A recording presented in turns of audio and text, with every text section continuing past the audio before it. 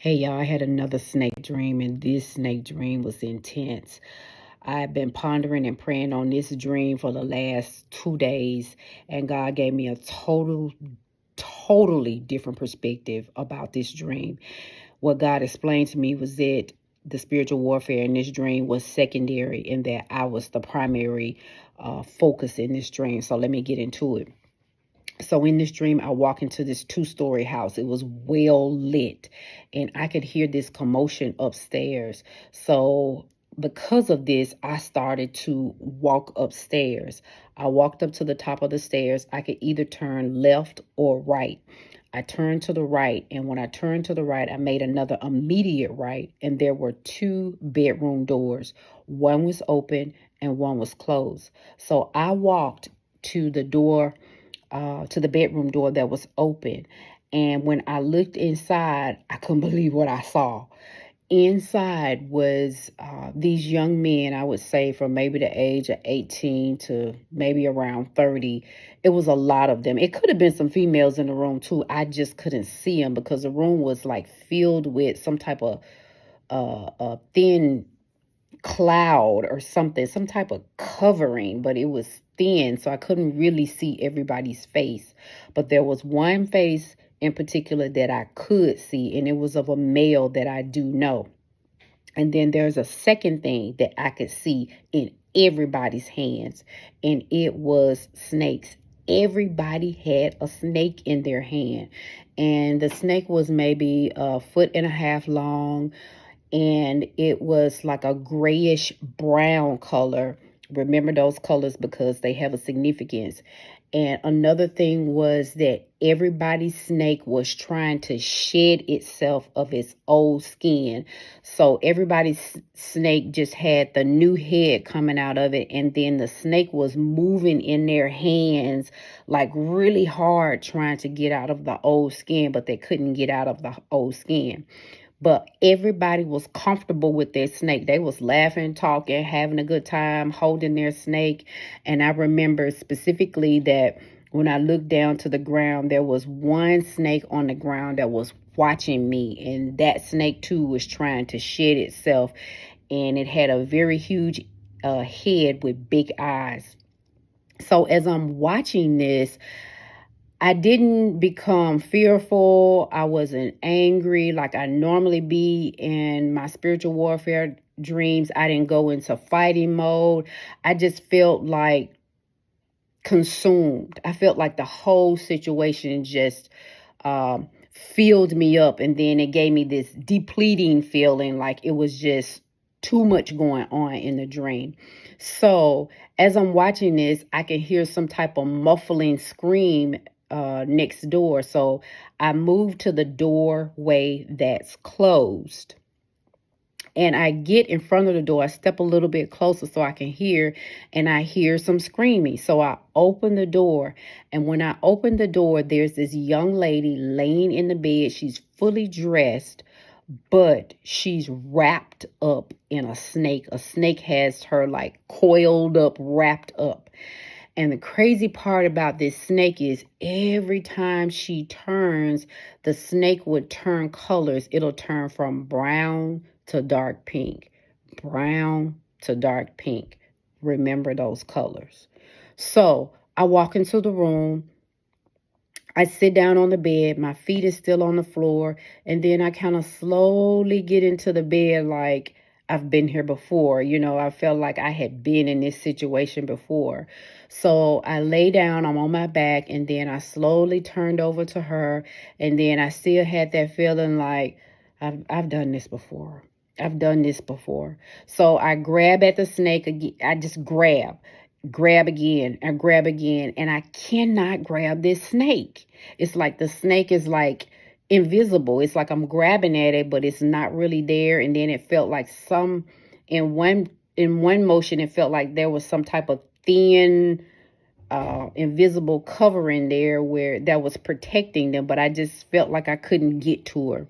So that exhausted me. I got up from the bed and I walked back out into the hallway, and I just, because I could hear them laughing over to my right hand side, and I can hear her screaming over to my left hand side. So I'm standing in the hallway and I'm just going, and that woke me up. Me making that sound woke me up from the dream. So I've been pondering over this dream for the last couple of days. And I've been praying over this dream, and God has revealed so much to me about this dream. The first thing he told me, like I told you in the beginning, he said the spiritual warfare really isn't the focus in the dream. The focus is you. And God explained to me that that house that I walked into, that well-lit house, was me. I was the house. And that even though God is present in my life, I still have to surrender myself to him every single day. Because if not, you have the propensity to follow your emotions. See, I left from downstairs, which symbolizes the heart of a home, and I went upstairs to the second floor, which symbolizes your mind. I proceeded upstairs because of my senses and my emotions, what I heard and what I felt like someone was in danger. So I immediately moved upstairs by my soulish nature. And God had to remind me, he says, this very dangerous in this season. You have to make sure that you truly surrender yourself to me every day, because it's so easy to feel like that you're doing something good, but it's not godly. And when you start in godly, I mean, it doesn't mean that it's bad. It means that you're moving. Sometimes you could be moving ahead of God, or you could be moving too slow behind him. So you have to make sure that you're moving with God. See, in that first room where those young men were, they had grayish brown snakes that were trying to shed their skin.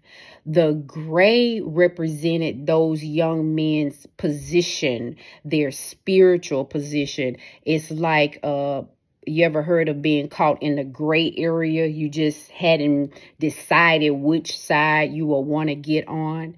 And then the brown represents change. So there was a change. They're ready for change, but they're still in the gray area.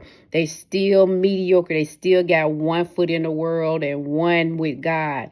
And that snake, it was trying to shed its skin. It wanted to be new in their lives. It wanted to be their new God, their new source, and it was trying its best, but something was holding it back.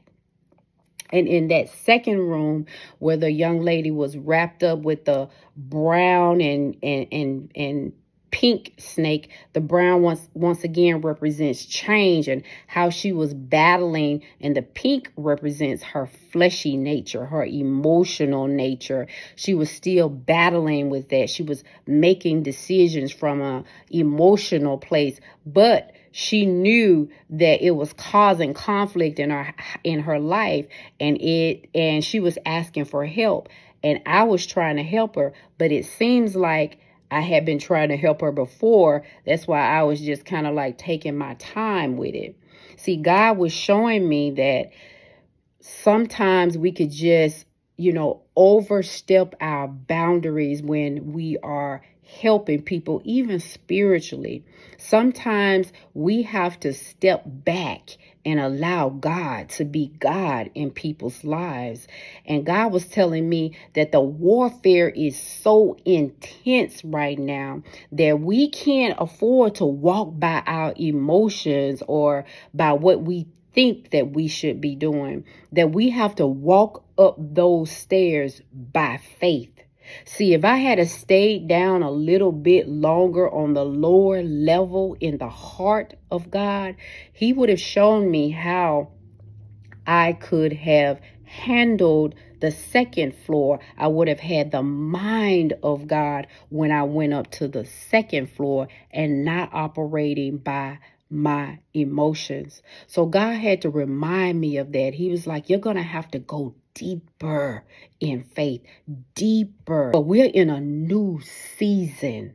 And the spiritual warfare is more intense. And for us to operate by the Spirit and to be able to do supernatural things, we're going to have to allow God to lead us, to show us. And to do that, you have to die to yourself every day. Die to your emotions. Die to what you want. Die to what you believe in, separated from God. Because sometimes we could believe in something good, but it's still separate from what God wants us to do. Or we could believe in something godly, but it's still separate from what God wants us to do. Wisdom will show us how to operate in a godly manner. So I hope that this just helps you and to encourage you that in this season, go deeper with God so that you're not making emotional decisions for others and for yourself, because we can be a hindrance if we do those things. All right. Y'all be blessed.